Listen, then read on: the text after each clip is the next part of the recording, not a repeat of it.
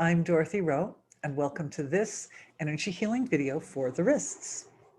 If you like the contents of this video, please like and subscribe. I love to hear your comments, and also the more I know about your needs and desires, the better I can help and the better I can cultivate healings on these healing videos to suit people's specific needs. So do comment below and let me know how it goes for you. The first half of this video is about the role of the wrists in their relationship to the rest of the system of the body in the context of energy healing, in the context of consciousness. The second half of the video is a healing for the wrists. All right, so what exactly is happening with the wrists?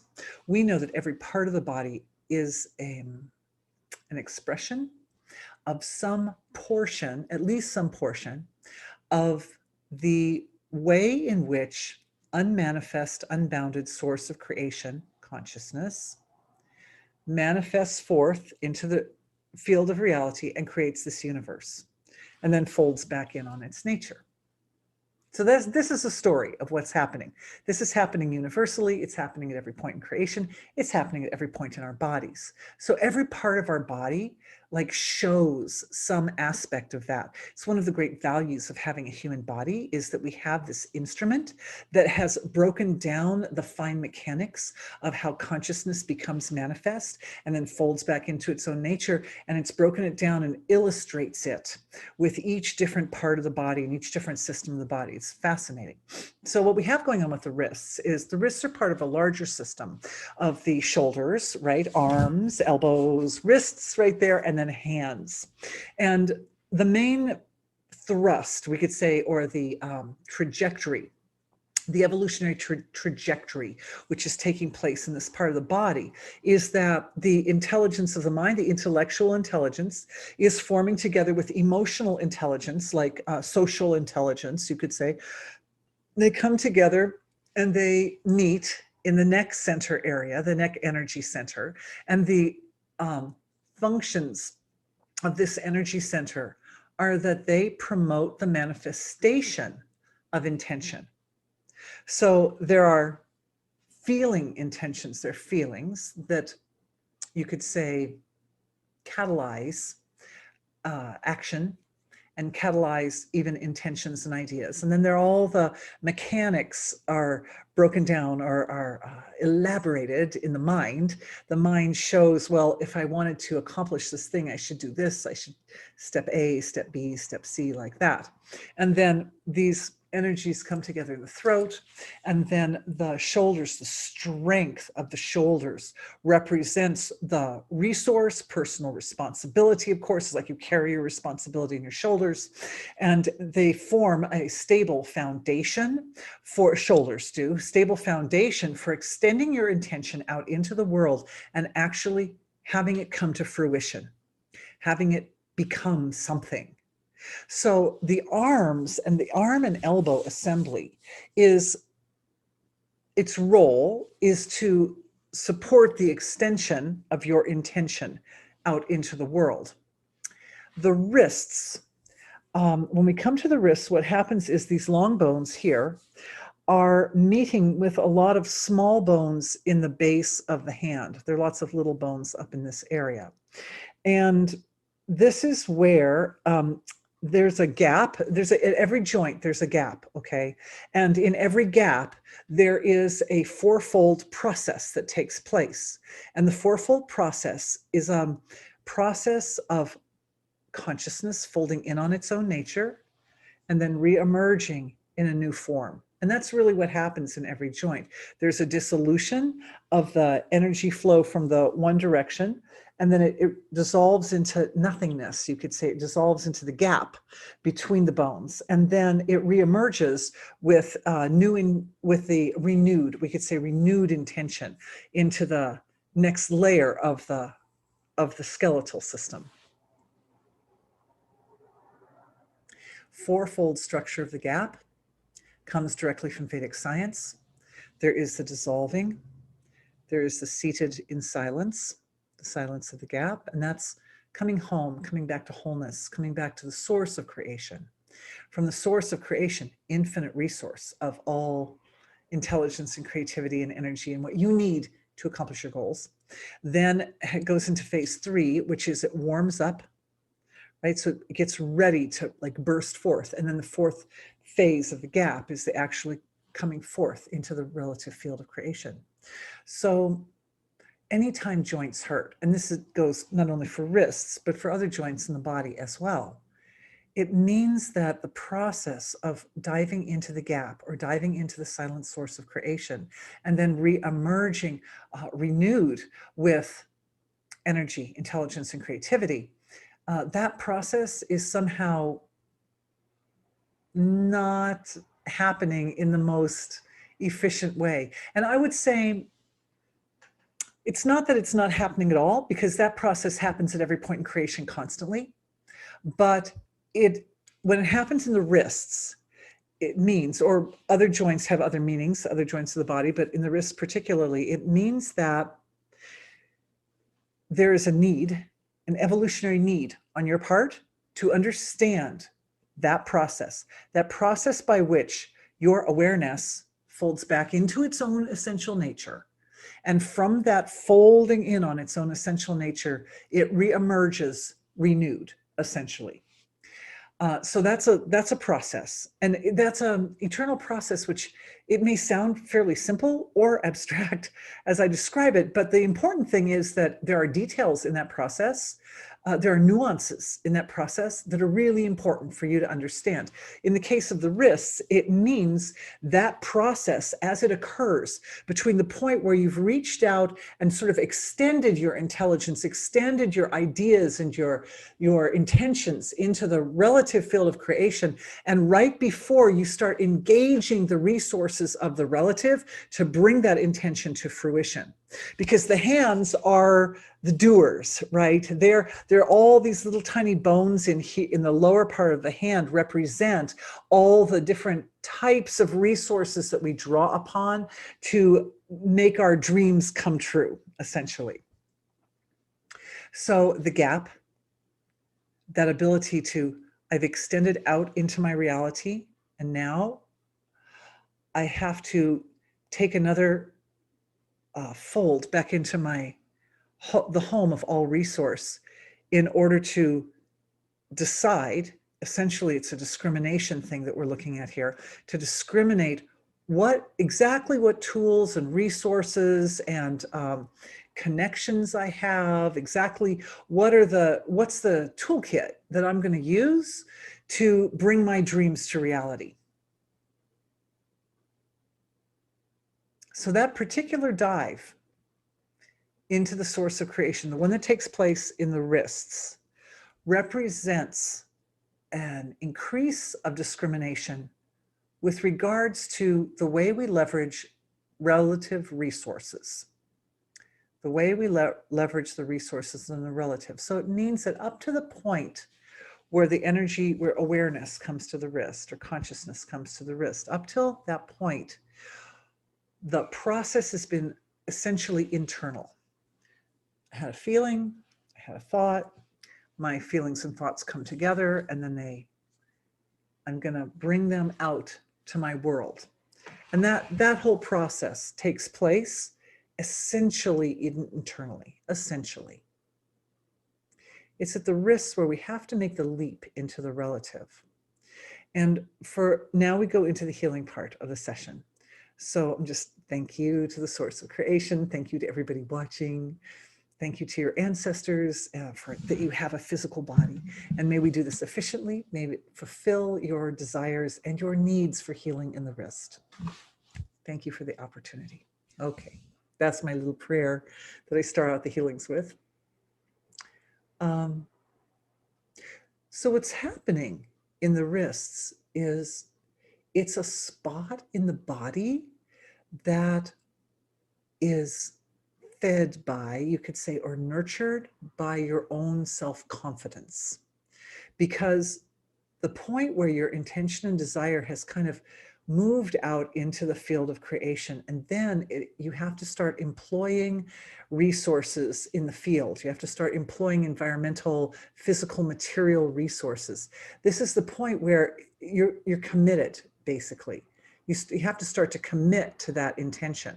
So this is the point where having some confidence in your initial intention or your dreams, your desires, having confidence in them that that is a correct desire, that that is a desire that's going to, for instance, support evolution for yourself and for others. It would be have beneficial effects for yourself and for others. This is the point where the rubber meets the road on that particular issue.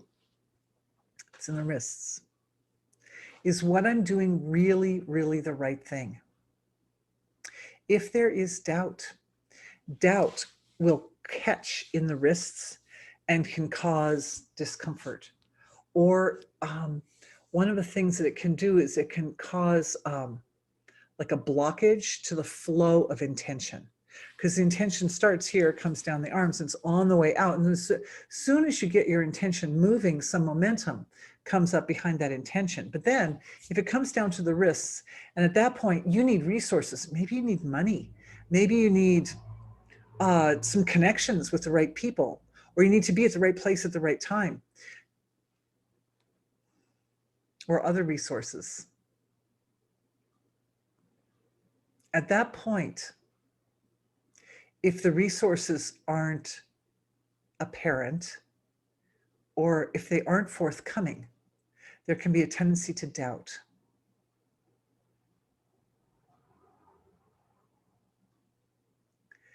I'm looking at everybody's wrists.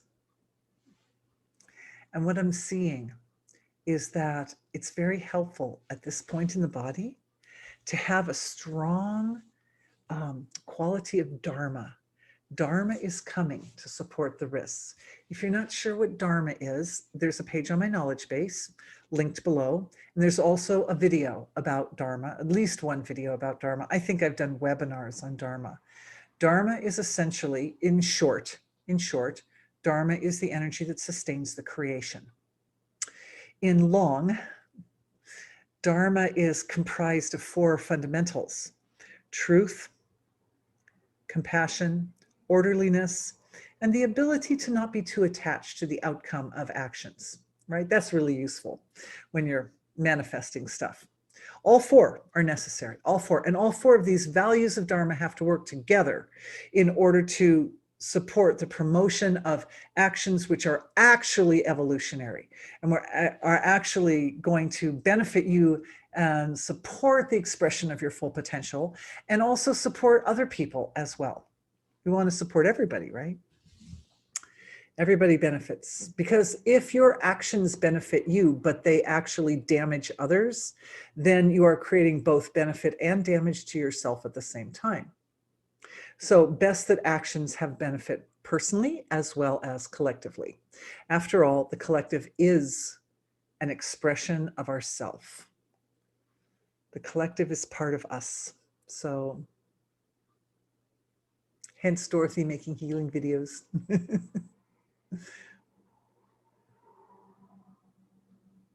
So what I'm seeing is, and you can use your hands if you'd like, as we're doing this healing.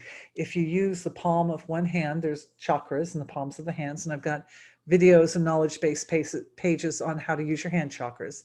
But the idea being that it doesn't even have to touch physically. It can just be energy on energy. But the idea being, if you have both wrists hurting, you want to take turns, right? You want to go with one, then you go with the other. You can rewind the video, go with one, go with the other. But as you put your hand chakra on the wrist, as I am demonstrating here, you will notice a kind of warmth starts to activate both in the palm of the hand and in the wrist. And this means that awareness is traveling in a specified and very sort of focused, like laser focused manner into the area that needs the attention. As your attention flows, it brings with it the finest byproducts of digestion, soma. I also have a knowledge-based page on that and videos on that. And soma feeds the healing energies of the body. It's nourishment. Soma, it nourishes, it's the byproduct of your digestion, but it also nourishes the intelligence level of your body.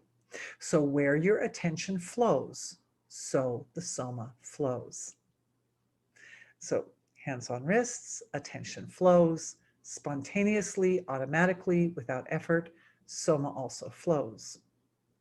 When we come to the wrists, what we notice is that intention, there's an intention to increase or activate the value of Dharma, because Dharma will allow you to, Dharma acts as a point of reference to determine whether your decisions and your intentions, your dreams and hopes and desires are actually life-supporting and actually worth the investment or not. Very quickly, you will start to notice whether your intentions are worth following through or not. If they're not worth following through, drop them.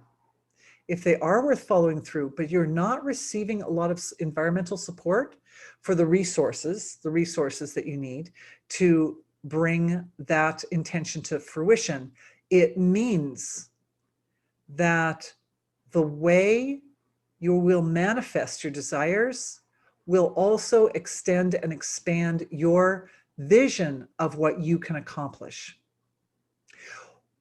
When we have an idea, say we have an idea, I'm going to do something great and I need a lot of money. And you're thinking as well, the easiest way would be to win the lottery, right? Because like, I don't have money. So yeah, I could win the lottery. That would be pretty easy, pretty fast, pretty easy. But if you buy a lottery ticket and you don't win the lottery, then you might think, well, maybe I could go ask somebody I know for money. But if you don't have anybody who's got that type of dollars, and or you ask and they're like, no, then it means that Dharma, remember, has 4 parts, the letting go part. There's an element of letting go of receiving the resources you need from in some traditional way or in some preconceived way. And know that when your desire is aligned with the evolution of creation,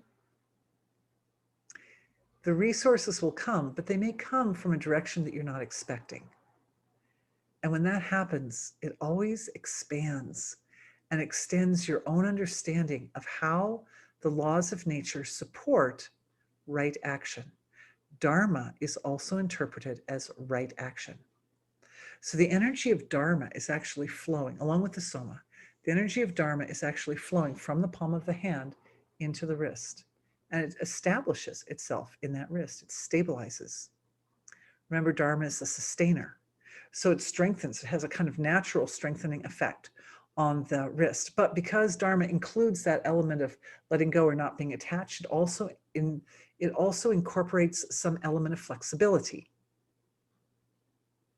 Stability and flexibility work together to support the ability to adapt to new situations and circumstances.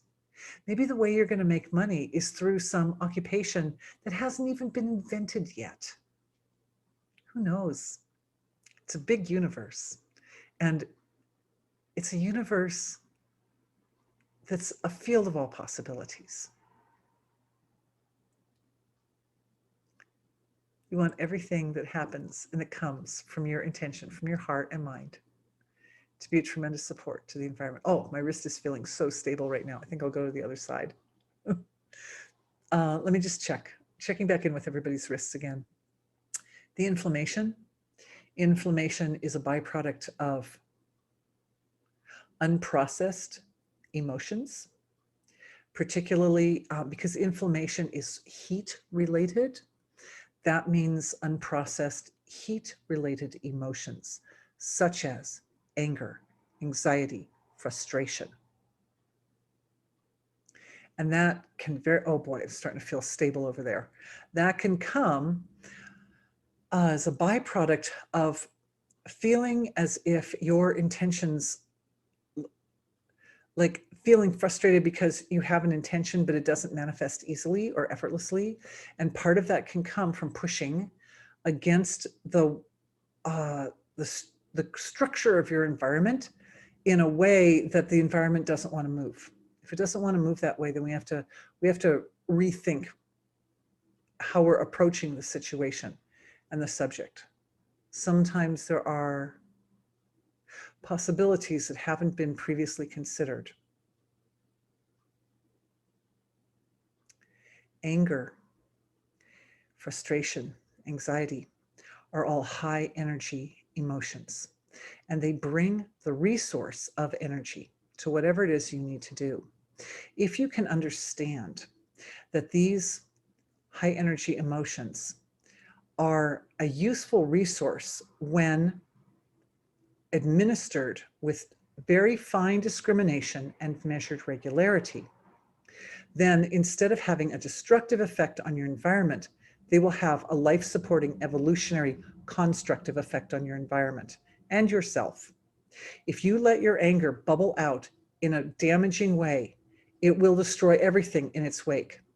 But if you bring it out with care and very gradually, so that it's the energy of the anger meets the environment in an appropriate manner, it acts more like a sculptor's knife or a surgeon's scalpel, that it still cuts. It's the nature of anger to cut, but it does so in a way which is life-supporting, which is beautiful, save lives. Sometimes we're asked to move mountains, and you can't move mountains with small amounts of energy. You need a lot of energy. That's why anger rises. Now, in the wrist, when there's swelling, it's a combination of anger and also fear of the anger. Like, this is what's happening. The immune system, and the thymus is the leader of the immune system, the administrator. It sits right here, about the same spot where the emotional content of your intention, the seed of your intention began. And what happens is most people, nice people that don't want to create trouble in their world, are afraid of their own anger, and they don't want their anger to come forward in a way that might hurt others. And so a lot of times people, being that combination of feeling angry but being afraid of your anger, and therefore the anger is there but you're afraid of it, so you can't engage it. It can create, it'll block right up in a joint like that. It'll block right up in a joint. So what we need to do is redefine the relationship with anger, first of all, and know that you do have the resources to bring your those sort of very intense, very powerful energies out to the surface in a way that is discriminating and measured, so that it powerfully promotes healthy changes, setting healthy boundaries, right? It supports not only your growth and evolution, but the growth and evolution of everyone around you. And a lot of times that can mean asking other people to stand up for themselves and to carry their own weight and to do what they have to do to get through this world in a capable and mature fashion.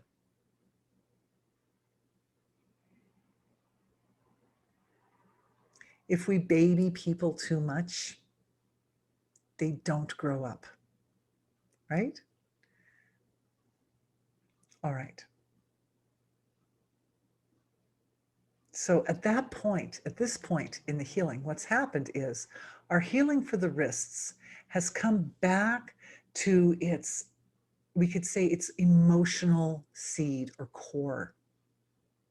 The emotional seed or core, which is using personal resources, exploiting personal resources to support the environment and to support others, to the point that they are no longer feeling responsible to support themselves.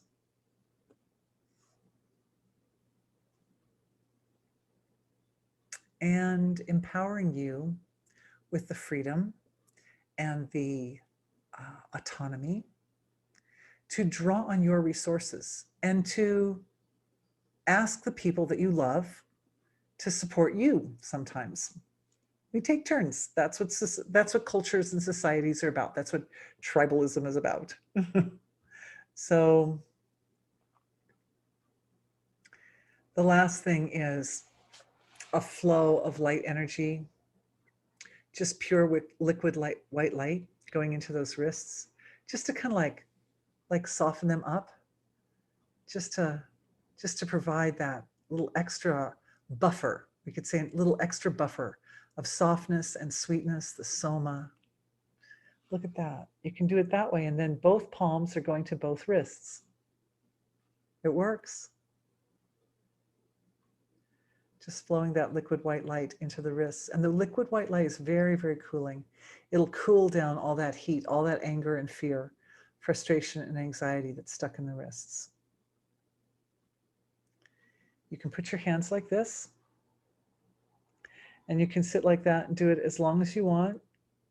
My favorite time to do energy healing is at night when I'm falling asleep. Plenty of time. You can prop up with pillows, and there's plenty of time to just let yourself drift in and out of the healing process. It's a very powerful way to do energy healing. All right, everybody, this has become a very long video. Thank you very much for being with me. I hope this healing for the wrists is really helpful, and I look forward to seeing you again on my next video. Thanks. Bye-bye.